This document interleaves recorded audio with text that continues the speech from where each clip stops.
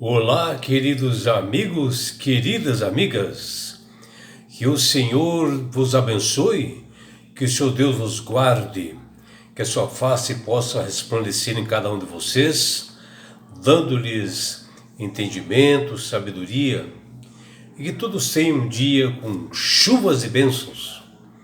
Vamos à lição, e hoje, terça-feira, 11 de fevereiro de 2025, a lição 7, ela tem como título O Teísta Cético.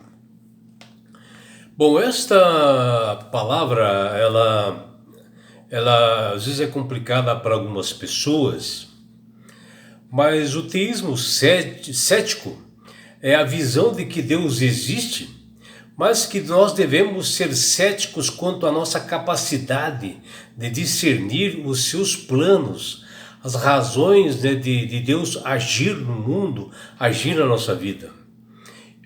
E no Salmo 55, versículos 8 até 9, Deus, através de Davi, ele explica isso, onde ele diz lá que os meus pensamentos não são os pensamentos de vocês, e os caminhos de vocês não são os meus caminhos, diz o Senhor. O teísta cético, ele possui assim ceticismo em relação à capacidade humana de conhecer, de entender ou de compreender plenamente as razões do Criador do Universo para a existência do mal no mundo.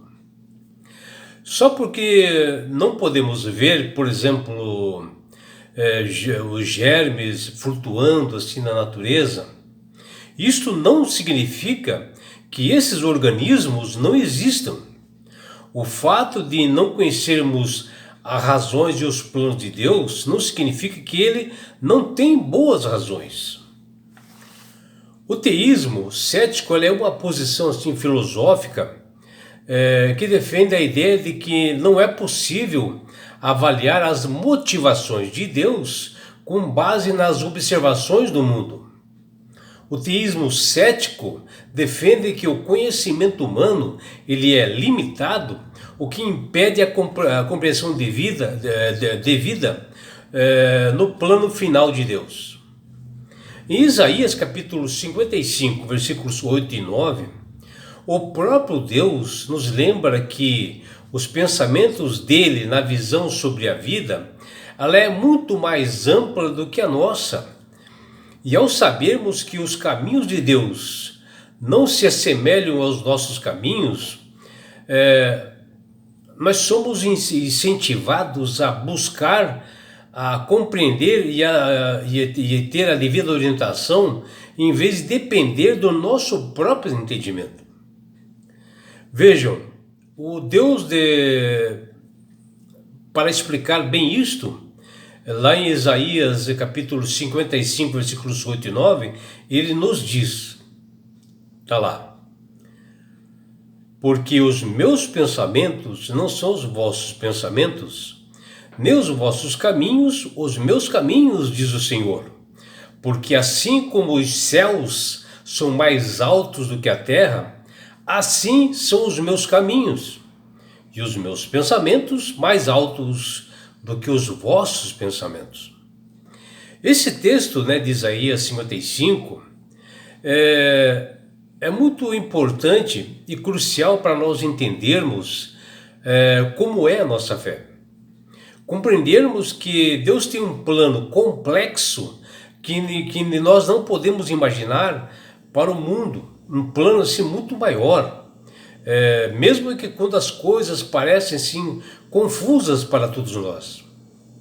Às vezes nós achamos que nós temos capacidade de saber exatamente quais são as razões pelas quais Deus faz ou deixa de fazer certas coisas em determinadas ocasiões e atuações, e às vezes temos até teorias a respeito disto, sendo que nós não temos essa capacidade de conhecer verdadeiramente a Deus. Porém, para lidarmos com o problema do mal, como criaturas, devemos saber que nós conhecemos muito pouco ou quase nada, e isso chama justamente de teísmo cético.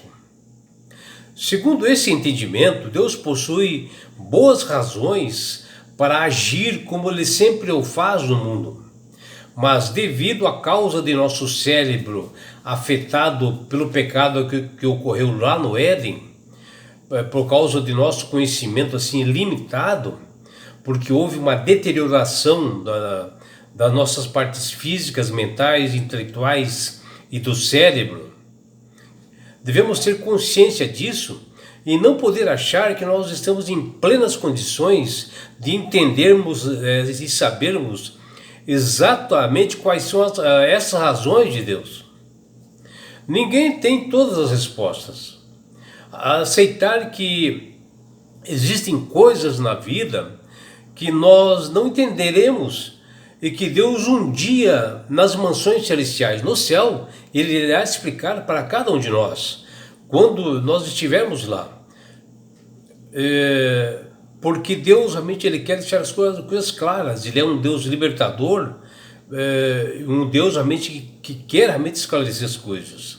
E isso nos permite viver com mais paz quando agimos assim. Mesmo em tempos de aflições, incertezas, nós temos que lembrar que quando tudo parece desmoronar, Deus tem um plano reconfortante para todos nós. No livro de Salmos, no capítulo 73,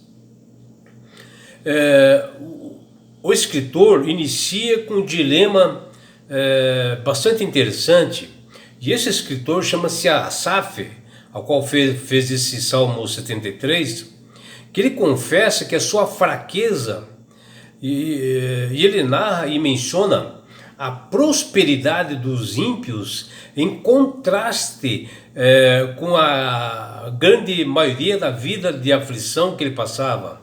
Ou seja, as pessoas más, pessoas pecadoras estavam realmente prosperando, e ele via que pessoas fiéis a ele, Deus, estavam tendo dificuldades, passando aflições.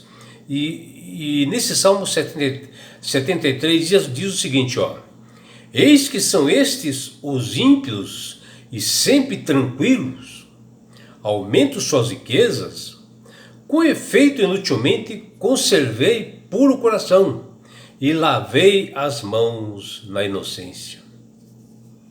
Aqui o salmista, invejando os arrogantes, pessoas pecadoras, e que eram nações vizinhas, pagãs, que está lá no Salmo 73, versículo 3, que ele quase caiu na armadilha do inimigo ao contemplar a sua tentadora oferta de Satanás, né? Porque era o inimigo que estava falando para ele, dentro dessa reclamação, de que os ímpios estavam prosperando e as pessoas fiéis não. Porque o inimigo queria fazer uma oferta, como ele fez lá para Jesus, quando ele diz lá: tudo isto te darei se prostrado me adorares, que está lá em Mateus 4,9, quando Jesus foi atentado lá no deserto. Quando nossos olhos contemplam as verdades do Senhor em sua palavra, através das lentes, através do Espírito Santo tocando em nós, nós passamos a vislumbrar, a olhar pela fé. E as preciosas promessas divinas e os nossos corações ficam fortalecidos nessa bendita esperança dada por Deus para nós, através do seu Filho Jesus, que nenhuma oferta desse mundo pode abater e nem deve abater, porque os planos de Deus para nós são maiores, os pensamentos de Deus para nós são maiores. E ao permitir que Deus tome as rédeas de nosso enganoso coração, nós descobrimos a incomparável alegria de pertencer a este Deus. E a vitória de Jesus no deserto sobre Satanás representa a nossa vitória. Porque Jesus não aceitou nenhuma oferta do inimigo, sendo que ele estava ofertando algo que nem era dele. Do santuário celeste sai o poder que nos habilita a recusar essas ofertas do maligno e nós regozijarmos no que ainda não recebemos, mas pela fé aguardamos essa bendita esperança. Mas o inimigo continua fazendo ofertas para todas as pessoas. Você pode ver, tem algumas doutrinas aí oferecendo prosperidade, mostrando um Deus que não é esse Deus, porque Jesus nunca ofereceu nada de valor para ninguém. Ofereceu sim a salvação, que é esse tesouro maior que está nas mansões celestiais. E ainda que o ímpio prospere na terra, ainda que as nossas aflições sejam bastantes e muitas, ainda que as injustiças se agravem, o salmista nos diz: quanto a mim, bom é estar junto a Deus, do Senhor Deus, pondo o meu refúgio, para proclamar todos os seus feitos. Está lá no Salmo 73, versículo 8. E louvado seja por ele agir assim. E louvado seja que nós temos um Salvador Jesus, que um dia nos tirou das trevas para a sua maravilhosa luz, como diz lá em 1 Pedro capítulo 2, 9, e isso aconteceu com a minha vida, né? E com a vida de muitas pessoas. E tudo parecia injusto, né, para esse salmista, dentro do Salmo 73, ele não tinha respostas para isso. No entanto, se perguntou se vale a pena crer em Deus e servi-lo. Nós podemos até questionar, mas não podemos errar, né? E ir para os nossos questionamentos e cair em ciladas do inimigo. E aqui no salmista, até ele olhou para o santuário celestial e observou que a chave para o problema do mal ele havia entendido através do tabernáculo. Por meio dele, ele reconhece que existe um juiz justo, um juiz que está no tabernáculo celestial justo, e que ele trará justiça e juízo no seu próprio tempo, na sua própria hora, no seu próprio período, no seu próprio momento. E é por isso, meu amigo, minha amiga, que Deus tem clamado através do poder do Espírito Santo para que todos aceitem a Jesus como Salvador e Senhor. Porque o próprio Jesus diz: ninguém veio ao Pai senão por mim. O próprio Jesus diz isso, que a salvação é somente através dele. E ele é um Deus que não promete bens materiais algum, riqueza nada para ninguém. Ele oferece sim esse tesouro maior que não existe em comparação, que está nas mansões celestiais. E quando você aceita verdadeiramente a Jesus como Salvador e Senhor da sua vida, obedecendo aos seus estatutos e mandamentos, você passa a ser uma pessoa sábia, uma pessoa de entendimento, uma pessoa que sabe manusear bem as Sagradas Escrituras e vai entender bem essas passagens que nós vemos, como Asaf no Salmo 73, como Davi no Salmo 55, as dúvidas que eles tiveram. E não é só isso, meu amigo, minha amiga. Quando você aceita Jesus como Salvador e Senhor da sua vida, você ganhará de presente de Deus a salvação.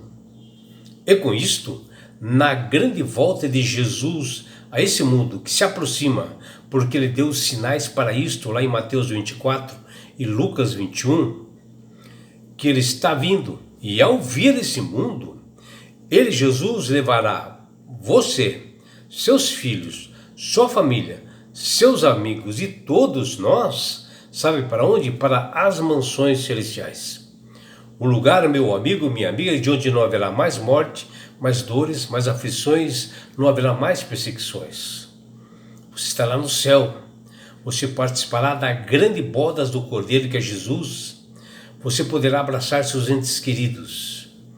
E o melhor, meu amigo, minha amiga, você terá a oportunidade de estar assim, face a face com Jesus. Já imaginou? E sabe por que Deus quer fazer isto com você, minha amiga? Com você, meu amigo?